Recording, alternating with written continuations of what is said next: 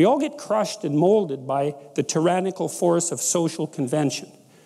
But at least in principle, the benefit is worth the cost. And then it's also up to you to make sure that you don't sacrifice more to the group than you should. And you can start to tell if you're sacrificing more to the group than you should because you start to become resentful of other people. That's part of the psychological mechanism that's informing you of that. So it's up to you to fight against the overarching pressure for conformity to retain your individual logos, let's say. But that's sort of your problem. It's like the group wants you to behave.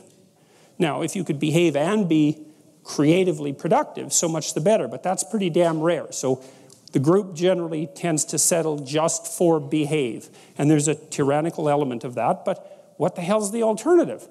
It's, our society is based on consensus, and the consensus is based on the sacrifice of a certain sacrifice of individuality, even though individuality is absolutely necessary as a revitalizing force for the society.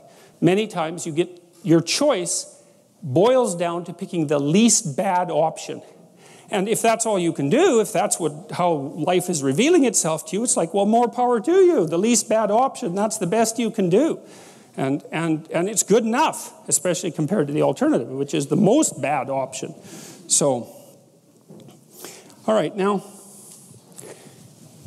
so the fundamental reality of things is complexity beyond comprehension. And then the question is, well, how is it that you manage that? And partly you manage that, and this is where the image of the patriarchal order comes in the positive manner, I might point out, because in the absence of patriarchal structure, for lack of a better lexicon, there's nothing but chaos. And I wouldn't recommend chaos because there's a lot of it, and there isn't that much of you.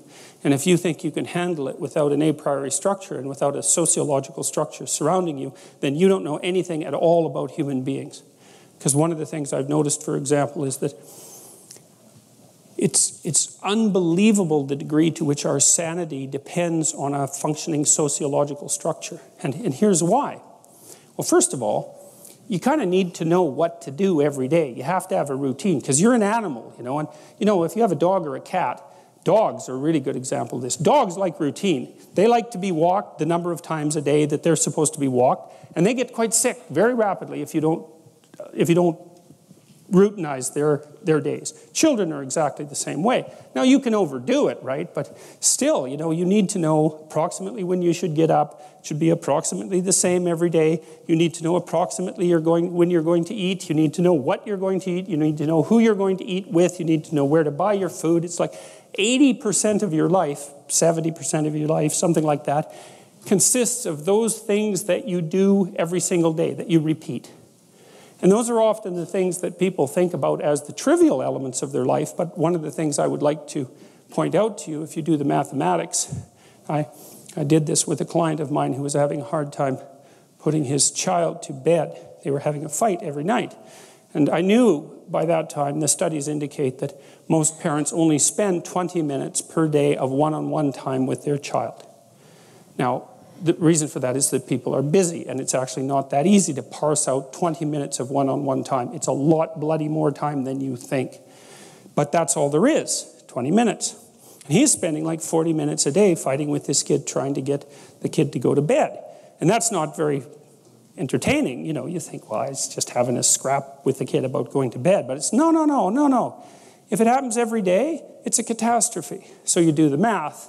So we'll say 5 hours a week for the sake of argument, just to keep it simple. It's 20 hours a month. It's 240 hours a year. That's 6 40-hour work weeks. So that guy was basically spending a month and a half of work weeks doing absolutely nothing but having a wretched time fighting with his son, trying to get him to go to bed.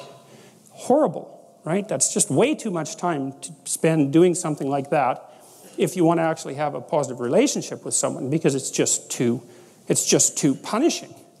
And so you need structure, you need predictability, and you need more of it than you think, just to keep you sane. Now, if you're lucky, and maybe a bit odd, you can deviate 5% from the norm, or 10% from the norm, or something like that, carefully and cautiously, as long as the rest of you is all well-ordered in a normative manner. You might be able to get away with that, and you might be able to sustain it across time, and people might be able to tolerate you if you do it, or maybe you'll get really lucky and you happen to be creative but reasonably well put together, and people will actually be happy that there's something idiosyncratic and unique about you. But even under those circumstances, mostly what you want is to have a routine that's disciplined, that's predictable, and bloody well stick to it. You're going to be way healthier and happier and saner if you do that. And then the other thing that you need, because this is one of the things the psychoanalysts got wrong, I think, is that they overestimated the degree to which sanity was a consequence of being properly structured internally, you know. Because from the psychoanalytic point of view, you're sort of an ego, and that ego is inside you. And of course, it rests on an unconscious structure. But the purpose of psychoanalysis is to sort out that unconscious structure and the ego on top of it, and to make you a fully functioning and autonomous individual. But there's a problem with that, because the reason that you're sane as a fully functional and autonomous human being isn't because you've organized your psyche, even though that's important. The reason that you're sane if you have a well-organized unconscious and ego is because other people can tolerate having you around for reasonably extensive periods of time and will cuff you across the back of the head every time you do something so stupid that people will dislike you permanently if you continue. And so what people are doing to each other all the time, just nonstop, is broadcasting sanity signals back and forth, right? It's like you smile at people if they're not only behaving properly, but behaving in a way that you would like to see them continue to behave. You frown at them if they're not. You ignore them if they're not. You shun them. You roll your eyes at them. You manifest a disgust face. You don't listen to them. You interrupt them. You won't cooperate with them. You won't compete with them. It's like you're blasting signals at other people about how to regulate their behavior so frequently, well, it just makes up all of your social interaction. That's why we face each other, and we have emotional displays on our face, and we're looking at each other's eyes, and we know as much as we can about what's going on with each other, given that we don't have immediate access to the contents of their consciousness. And so partly what you're doing with your routine is establishing yourself as a credible, reliable, trustworthy, potentially interesting human being who isn't going to do anything too erratic at any moment. And everyone else is around there tapping you into shape, making sure that that's exactly what you are. And that's how you stay sane. And so what happens to people too, if they don't have a routine and they get isolated, is they start to drift. And they drift badly because the world is too complicated for you to keep it organized all by yourself. You just cannot do it. So we outsource the problem of sanity. And it's very intelligent that we outsource the problem of sanity, because sanity is an impossibly complex problem. And so the way that we manage the incredibly complex problem is we have a very large number of brains working simultaneously on the problem all the time. It's like a stock market for sanity. And it's partly, I use that definition with purpose, because the stock market does the same kind of impossible thing, right? Because it tries to price things, which is impossible. How many things are there? Like 1 billion. How in the world do you decide what the price is? You can't decide what the price is. That's why you have a stock market. Well, in a free market, I mean for consumer goods, is everyone's voting on what the price of everything is all the time. And that's the way we figure it out, because it's technically impossible. That's partly why the stock market explodes now and then, and there's bubbles and all that sort of thing. But anyways, the point is, things are chaotic.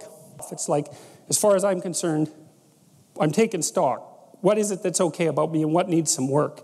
And you got to watch to not be too self-critical when you're doing that too, because that can just be another kind of flaw. And then the next is, okay, well, where are you going? What's your destination? Well, and that's what the frame is. Now, you could do that in a very sophisticated way. And you do that by thinking consciously about who it is that you are in an articulated manner, and where you want to go and why and how you're going to get there. And people hardly ever do that. That's come as such an absolute shock to me as an educator.